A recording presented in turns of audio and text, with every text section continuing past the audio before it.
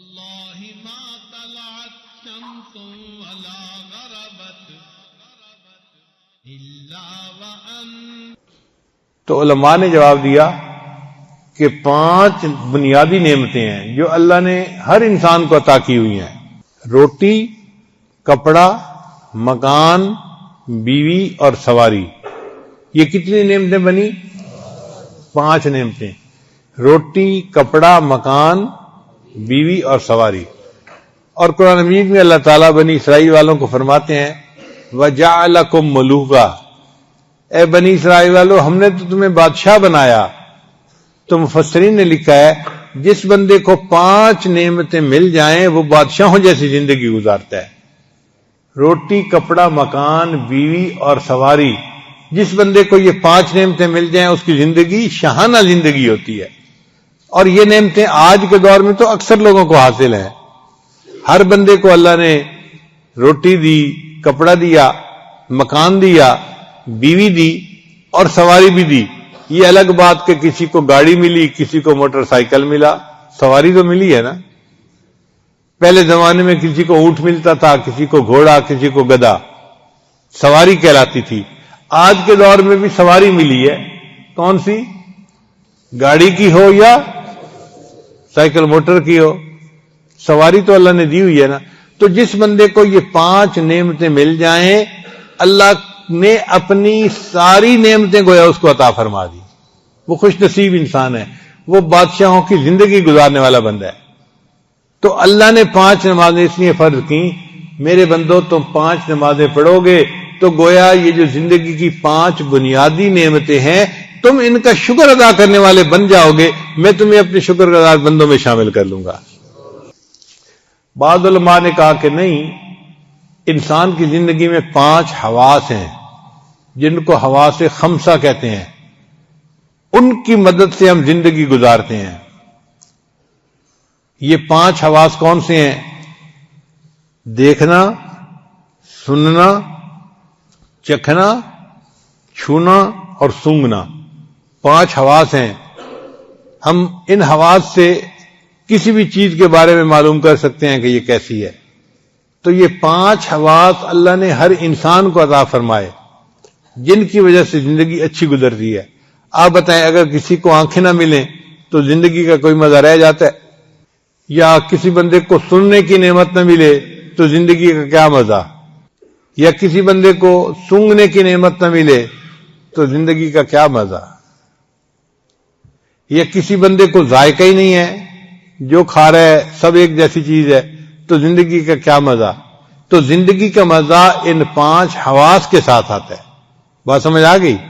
اللہ نے فرمایا میرے بندو جو 5 نمازیں ادا کرے گا وہ گویا ان تمام حواس کی نعمتوں کا شکر ادا کرنے والا ہے، میں اس کو اپنی شکر گزار بندوں میں شامل کر لوں گا. بعض علماء نے ایک جواب اور دیا. وہ کہتے ہیں کہ 5 مصیبتیں ایسی ہیں جن میں سے ہر بندے کو گزرنا پڑے گا: موت، قبر، حشر، میزان اور پل صراط. ان مراحل میں سے ہر بندے کو گزرنا پڑے گا. کوئی ایسا نہیں کہ جو کہے کہ نہیں مجھے فلاں مرحلے میں سے نہیں گزرنا پڑے گا. بات سمجھ گئے نا؟ موت، قبر، حشر، میزان اور پل صراط. اللہ نے 5 نمازیں فرض فرمائیں. میرے بندو اگر تم 5 نمازیں پابندی سے پڑھو گے میں تمہیں ان 5 مراحل میں آسانی کے ساتھ پار کر دوں گا. اس لیے اللہ نے 5 نمازیں فرض فرمائیں. اب ایک سوال اور پیدا ہوتا ہے کہ نماز میں رکعتیں ہیں 2، 3 اور 4، تو 2، 3 اور 4 رکعتیں کیوں ہیں؟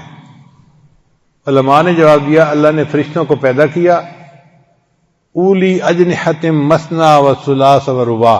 اللہ نے ان فرشتوں کے پر بنائے 2، 3 اور 4. بعض فرشتوں کے 2 پر، بعض کے 3 پر اور بعض کے 4 پر بنائے. اللہ نے امت کو نماز کی 2، 3 اور 4 رکعتیں عطا فرمائیں.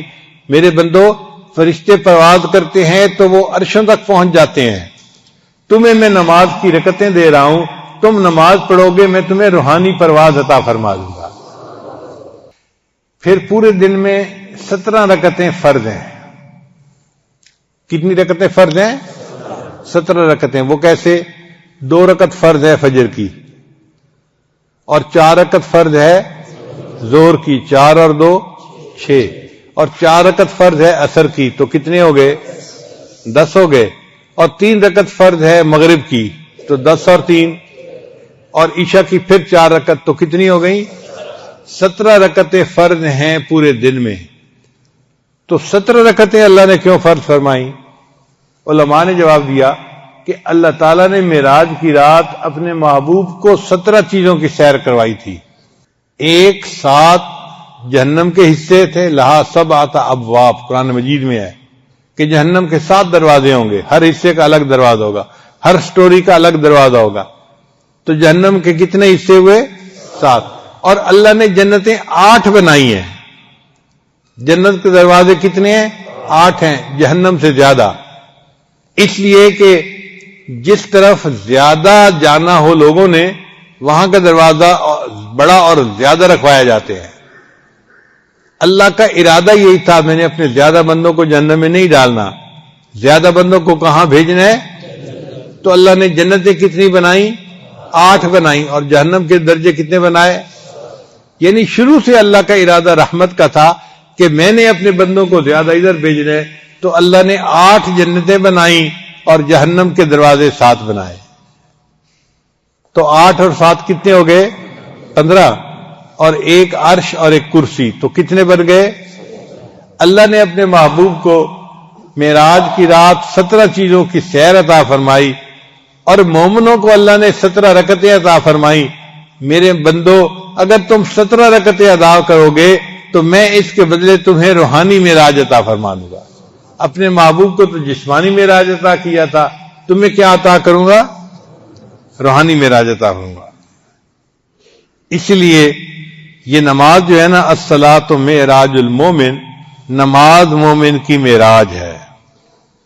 اور التحیات جو ہم پڑھتے ہیں نا، یہ امت محمدیہ کے لیے اللہ تعالیٰ کی طرف سے خصوصی انعام ہے۔ اس لیے اللہ کے نبی صلی اللہ علیہ وسلم فرمایا کرتے تھے، قرۃ عینی فی الصلاۃ، میری آنکھوں کی ٹھنڈک نماز میں ہے، یعنی نماز پڑھنے سے میری آنکھیں ٹھنڈی ہو جاتی ہیں، میرا دل خوش ہو جاتا ہے۔ اور جب اذان کا وقت ہوتا تھا تو نبی صلی اللہ علیہ وسلم فرماتے تھے، ارہنی یا بلال، بلال اذان دے اور میری آنکھوں کو ٹھنڈک پہنچا دے۔ تو جو بندہ نماز کو پابندی کے ساتھ خشوع اور خضوع سے پڑھتا ہے، اس کو گویا ایک دن میں 5 مرتبہ روحانی طور پر اللہ کا دیدار نصیب ہوتا ہے، دل کی آنکھ سے، ظاہر کی آنکھ سے نہیں۔ کس آنکھ سے؟